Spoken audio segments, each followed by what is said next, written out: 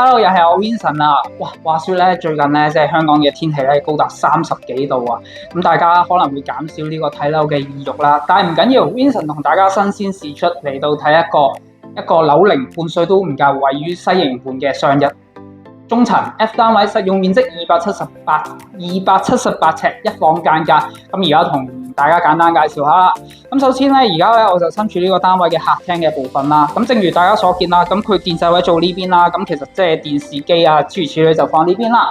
呢部分咧就放一啲梳化啊或者凳喺呢度。呢邊咧就會望翻去東南邊一帶嘅樓景為主。咁我哋咧再行出去露台外邊，睇下露台外邊嘅景觀啦。咁咧就會望翻去南邊嘅一帶山景同樓景，但係咧我哋樓與樓之間咧其實大家都見到啦，一定嘅距離嘅，咁就所以唔會話做到一個私隱度啊，或者感到太壓迫。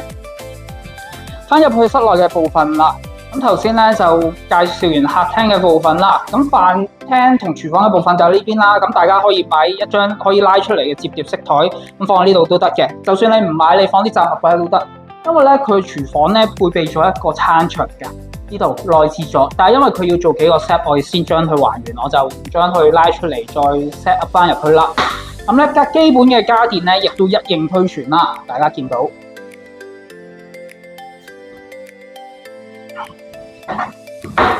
我哋再睇埋睡房嘅部分啦。睡房咧就採用咗一個廣角窗嘅設計啦。而家咧係下晝咧4點鐘左右啦，咁所以咧你見到嘅呢邊係西邊嚟嘅，所以其實咧個陽光曬落嚟咧個採光度非常光猛嘅。我哋最後就睇埋洗手間嘅部分，咁洗手間就呢邊啦，咁就配備咗浴室寶，咁同埋名廁嚟嘅，咁咧啲用料都幾好，咁大家睇一睇。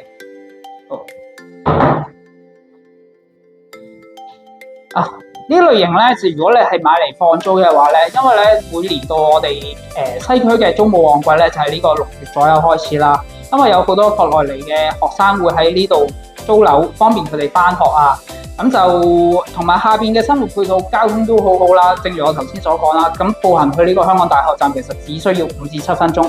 下邊咧已經有晒啲電車站同巴士站啊、連鎖式食店啊、菜市場諸如此類噶啦。現時咧呢個單位咧有鎖匙噶啦，如果大家有任何疑問同查詢，歡迎大家隨時致電或者 WhatsApp 俾我。拜拜。